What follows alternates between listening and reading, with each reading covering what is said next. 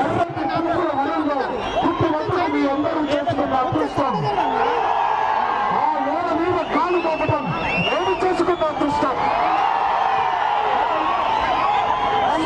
సోదరి వరులారా, సరిగ్గా 27 ఏళ్ల క్రితం తెలుగువాడి వాడికి వేడికి, తెలుగువాడి ఆత్మగౌరవానికి నిదర్శనంగా ప్రజలే దేవుళ్ళు, సమాజమే దేవాలయం అనే నినాదంతో తెలుగు దేశం పిలుస్తోంది రా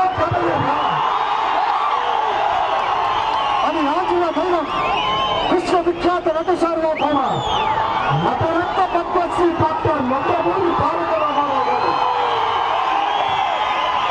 ఆయన పిలుపునిస్తే కుల మత వర్ణ విభేదాలు లేకుండా తెలుగు వారు పుట్టిన ప్రతి ఒక్కరు మరొక చెయ్యి కలిపి ముందుకు సాగి పదం పట్టి కాంగ్రెస్ పార్టీని ఆనాడే మట్టి కనిపించింది. సోదరులారా,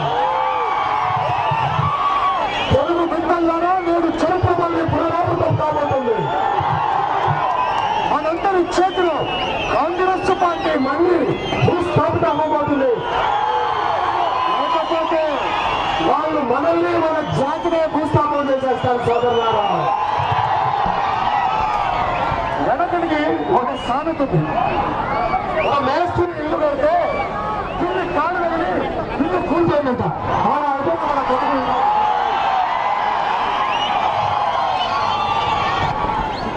మన జిల్లాలో మన కుంభగుండ ప్రాజెక్ట్ గురించి ఏమిటి చెప్పండి సోదరులారా. తెలుగుదేశం పార్టీ అధికారంలో ఉన్నప్పుడు ఈ నేలని సస్య శ్యామలం చేద్దామని ఆ ప్రాజెక్టుని మొదలుపెట్టింది. ఈలోపు అధికార కట్టెదెక్కారు. ఏమీ చేయలేకపోయారు సోదరులారా. పీకి పాకాన పెట్టారు ఆ ప్రాజెక్టును. 2 ప్రాజెక్టులు చూసి కానీ మన పొలానికి మాత్రం నీళ్లు రావట్లేదు. సోదరి మనన్నారా, 5 ఏళ్లలో ఈ ప్రాజెక్టులకి ఒక జిల్లాలో ఖర్చు పెడితే శాశ్వతంగా ఆ జిల్లాలో పేదరికం నిర్మూలన అయిపోతుంది. సోదరులారా, అది కూడా వీళ్ళకి తెలియట్లేదు. అంటే సాగుతుందిలేండి, తనని కాశీ వరకు తేగమన్నాడంట వాడు. మన అయిపోయిన పరిస్థితి. డబ్బులు వీళ్ళని కాదు కదా, అందుకే ఎన్ని ఆటలైనా ఆడతారు, ఎన్ని నొక్కులైనా నొక్కుతారు. సోదరులారా, వీరు సోదరిమణులారా, మన పోలవరం ప్రాజెక్ట్ ఏమిటి?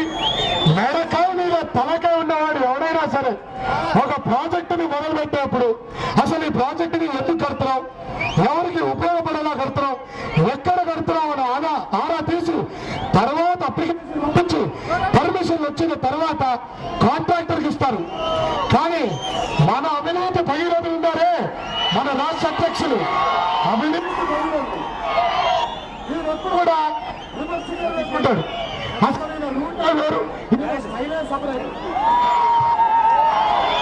ముందు అప్లికేషన్లు చేసి ఫస్ట్ కాంట్రాక్టర్ పిలిచి కాంట్రాక్టర్ ఇచ్చేశారు. కమిషన్లు తీసుకోవాలి కదా, మరి అలా అయిపోయింది. సోదరులారా, మీరు బతుకులు ఇక్కడ ఈరోజు సోదరిమణులారా, ప్రాజెక్టు వల్ల పర్యావరణానికి తీరని లోటు జరుగుతుందన్నా కూడా వినిపించుకోరు. కారణంగా ఒక నవ్వు మనం వెళ్ళి, సార్ మీరు ప్రాజెక్టు కట్టడం వల్ల ఎంతో మంది పేద గిరిజన కుటుంబాలు రోడ్డు మీద పడుతున్నాయన్నా సరే వినిపించుకోడు. వెటకారంగా ఒక నవ్వు నవ్వుతాడంతే ఆయన. ఎలాగంటే చెవిలో బూరు ఉండేదనుకోండి, ఏమీ వినిపించదు. మనం వెళ్ళి మన గోడు వినిపించినా కూడా ఆయన వినిపించట్లేదు. సోదరులారా, అరే ఎంత అన్యాయం చేస్తున్నారు, ఎంత అవినీతికి పాల్పడుతున్నారు మన రాష్ట్రంలో. పేదవాడు ఇల్లు కట్టుకుందామని ఒక్క గజం భూమి అడిగితే ముదిగొండలో పేదవాళ్ళని పుట్టని కాల్చినట్టు కాల్చేశాడు. పేదవాడి జీవితానికి విలువ లేదా?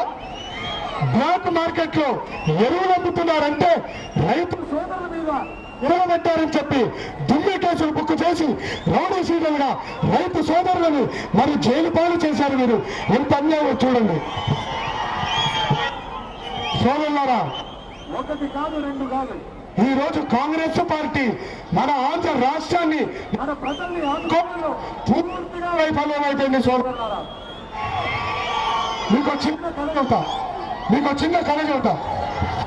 మన రాష్ట్ర ప్రభుత్వం ఒక్కసారి మన రాష్ట్ర ప్రభుత్వం ఆర్టీసీ బస్సులు అంటుంది. దానికి 9 సంవత్సరాలు చంద్రబాబు నాయుడు గారు డ్రైవర్ గా పనిచేశారు. ఈ లోపకైనా వచ్చాడు. ఏమండి 9 సంవత్సరాలు ఆయనకు అవకాశం ఇచ్చారు కదా, ఒక్కసారి నాకు అవకాశం ఉంది, నేను కూడా బాగా డ్రైవ్ చేస్తానన్నాడు ఈయన. సరే బాగానే ఉంది కదా అని మీరు ఓకే అని పాత డ్రైవర్ని తీసేసి కొత్త డ్రైవర్ని బందెక్కించారు. ఎక్కిన తర్వాత మనకు అర్థమైంది ఆ డ్రైవర్ గురించి. రోజుకో పార్టీని చొప్పున బస్సులో పార్టీలన్నీ అమ్మేసుకున్నారు సోదరులారా. ఆ డ్రైవర్ బస్సుని చూస్తే బస్సులో టైర్లు లేవు, సీట్లు లేవు, స్టీరింగ్ లేదు, ఆఖరికి ఇంజన్ కూడా అమ్మేసుకుంటే బస్సు బాడీని బట్టి వదిలేశారు సోదరులారా. వారిని ఇతరులు ఇలా చేశాడు. సరే పోలే, మన పాత డ్రైవర్ నేను కదా, నారా చంద్రబాబు నాయుడు గారిని మళ్ళీ పిలిపించండి అని మీరు అనుకుంటుంటే వీళ్ళిద్దరి మధ్యలో ఇప్పుడు ఇంకోటి చూడండి.